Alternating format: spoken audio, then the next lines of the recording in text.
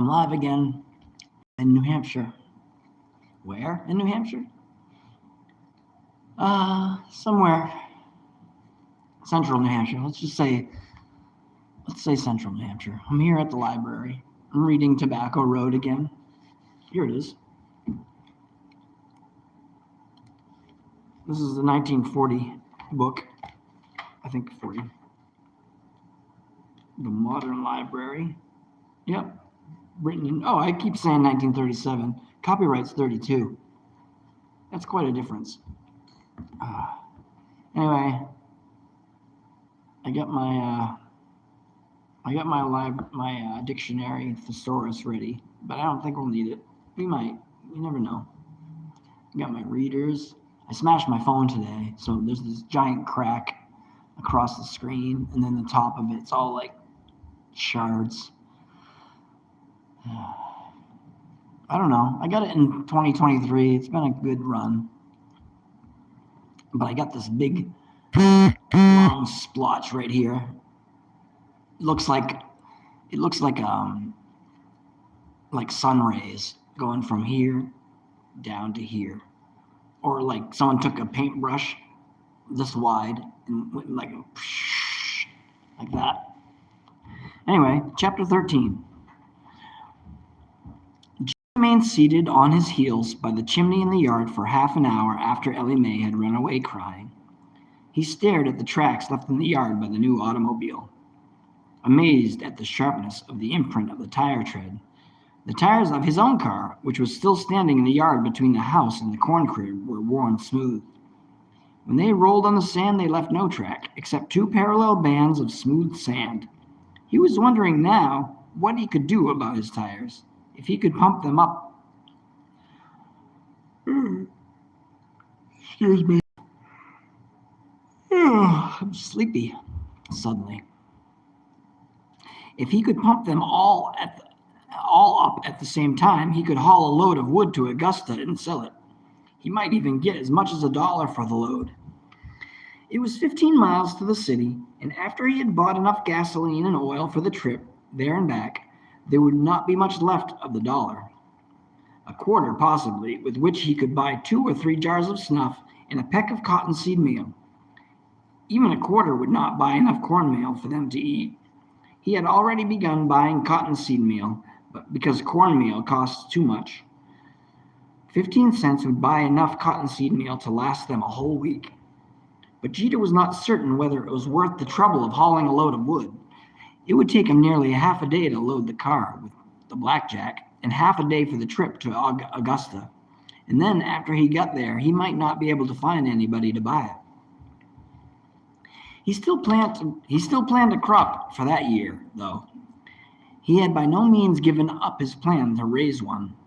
10 or 15 acres of cotton would be raised if he could get the seed and the guano.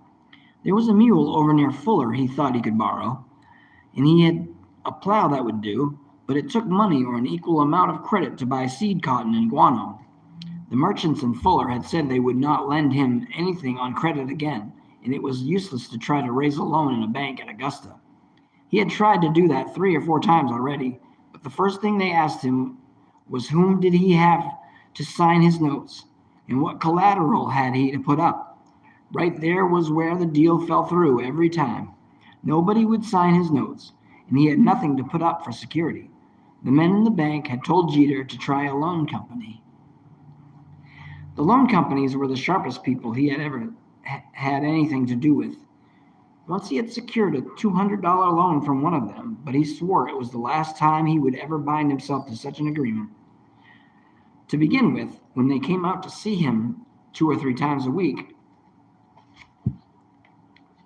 some of them from the company's office would come out to the farm and try to tell him how to plant the cotton and how much guano to put into the acre.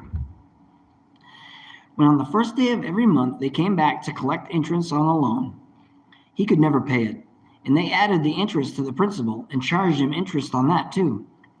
By the time he sold the cotton in the fall, there was only $7 coming to him. The interest on the loan amounted to 3% a month to start with, and at the end of the 10 months, they had been charged 30%, and on top of That another 30% on the unpaid interest. Then to make sure that the loan was fully protected, Jeter had to pay the sum of $50. He could never understand why he had to pay that, and the company did not undertake to explain it to him. When he had asked what the $50 was meant to cover, he was told that it was merely the fee for making the loan. When the final settlement was made, Jeter found that he had paid out more than $300 and was receiving $7 for his share. $7 for a year's labor did not seem to him a fair portion of the proceeds from the cotton, especially as he had done all the work and had furnished the land and mule too. He was even then still in debt because he owed $10 for the hire of the mule, and he had used scratch that. He was even still in debt because he owed $10 for the hire of the mule he had used to raise the cotton. With Love and Ada's help, he discovered that he had actually lost $3. The man who had rented him the mule insisted on being paid, and Jeter had given him $7, and he was still trying to get the other $3 to pay the balance. Jeter swore that he would never again have anything to do with the rich people in Augusta. They had hounded him nearly every day, trying to tell him how he should cultivate the cotton, and in the end they came out and took it all away from him, leaving him $3 in debt. He had done all the work, furnished the mule and land, and yet the loan company had taken all the money the cotton brought. I had it right the first time. And made him lose $3. He told everybody, ow. I just smashed my knee good. That's good. Ow.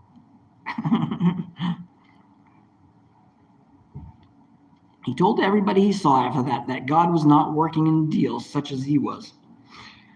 He told the men who represented the finance company the same thing, too. You rich folks in Augusta is just bleeding us poor people to death. You don't work none, but you get all the money us farmers make. Here I is working all the year myself, dude plowing and Ada and Ellie Mae helping to chop the cotton in summer and pick it in the fall. And what do I get out of it? Not a darn thing except a debt of $3. It ain't right, I tell you. God ain't working on your side. He won't stand for such cheating much longer neither. He ain't so liking of you rich people as you think he is. God, he likes the poor. The men collecting for the loan company listened to Jeter talk, and when he had finished, they laughed at him and got in their new automobile and drove back to Augusta. That was one reason why Jeter was not certain he could raise a crop that year, but he thought now that if he could get the full seed and guano on credit from a man in Fuller, he would not be robbed. The people in Fuller were farmers, just as he was, or as he tried to be, and he did not believe they would cheat him. But every time he had said something about raising credit in Fuller, the merchants had waved him away and would not even listen to him. Ain't no use in talking no more, Jeter, they had said. There's farmers coming into Fuller every day from all over the country wanting the same thing. If there's one, there's 100 been here. But we can't help you people none. Last year, we let some of you farmers have seed cotton and guano on credit. And when fall came, there was darn little cotton made, and what was there didn't bring more than 7 cents, middling grade.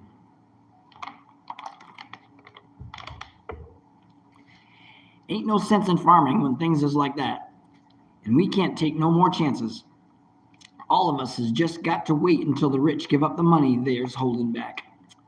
But praise God, me and my folks is starving out there on the tobacco road. We ain't got nothing to eat, and we ain't got nothing to sell that will bring money to get meal and meat. You storekeepers won't let us have no more credit since Captain John left. And what is we going to do? I don't know what's going to happen to me and my folks if the rich don't stop bleeding us. They've got all the money, holding it in the banks, and they won't lend it out unless a man will cut off his arms and leave them there for security. The best thing you can do, Jeter, they had said, is to move your family up to Augusta or across the river in South Carolina to Horse Creek Valley, where all the mills is, and go to work in one of them. That's the only thing left for you to do now. Ain't no other way. No, by God and by Jesus, no, Jeter had said. That's one thing I ain't going to do. The Lord made the land, and He put me here to raise crops on it. I've been doing that, and my daddy before me, for the past 50 years. And that's what's intended. Them darn cotton mills is for the women folks to work in. They ain't no place for a man to be, fooling away with little wheels and strings all day long. I say it's a hell of a job for a man to spend his time winding strings on a spool. No, we was put here on the land where cotton will grow, and it's my place to make it grow. I wouldn't fool with the mills if I could make as much as $15 a week in them. I'm staying on the land till my time comes to die. Have it your own way, Jeter, but you'd better think it over and go to work in the cotton mills. That's what nearly everybody else around Fuller has done. Some of them is in Augusta and some of them is in Horse Creek Valley, but they're all working in the cotton mills just the same. You and your wife together could make $20 or $25 a week doing that. You ain't making nothing by staying here. You'll both have to go and live at the country poor farm pretty soon if you stay here and try to raise cotton. Then it will be the rich who put us there, Jeter had said. If we has got to go to the poor farm and live, it will be because the rich has got all the money that ought to be spread out among all us, and it won't turn it loose and give me some credit to get seed cotton and guano with. You ain't got a bit of sense, Jeter. You ought to know by now that you can't run a farm. It takes a rich man to run a farm these days. The poor has got to work in the mills. Maybe I ain't got much sense, but I know it ain't intended for me to work in the mills. The land was where I was put at the start, and it's where I'm going to be at the end. Oh my God. Excuse me. Why, even your children has got more sense than you, Jeter. They didn't stay here to starve. They went to work in the mills. Now there's Lizzie Bell up there, and maybe some of them did, but that ain't saying it was right. Dude, he didn't go. No way. He's still here. He's going to farm the land someday, too, just like all of us ought to be doing.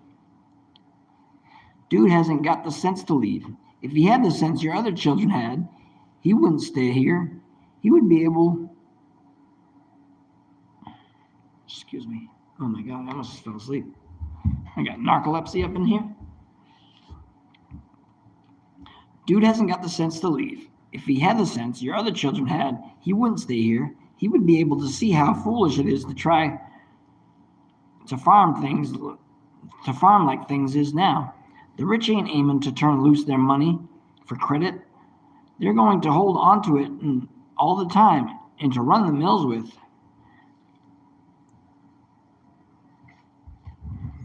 Oh. Jeter remembered all that had been said as he sat on his heels by the chimney, leaning against the warm bricks in the late February sun. He had heard men in Fuller say things like that dozens of times, and it always had ended in the walking out and leaving them. None of them understood how he felt about the land when the plowing season came each spring. The feeling was in him again.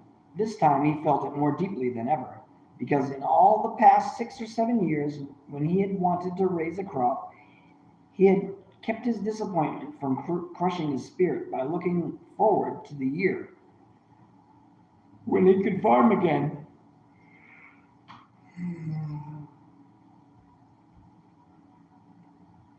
But this year he felt that if he did not get the seed cotton and guano in the ground, he would never be able to try again. He knew he would go on forever waiting each year for credit and never receiving it, because he was becoming weaker each day, and soon he would not be able to walk. The odor of wood and sedge smoke and of nearly turned earth was now filling the air, was so strong and pungent. Farmers everywhere were burning over the woods and broom sedge fields and plowing the earth in the old cotton lands. It sucks.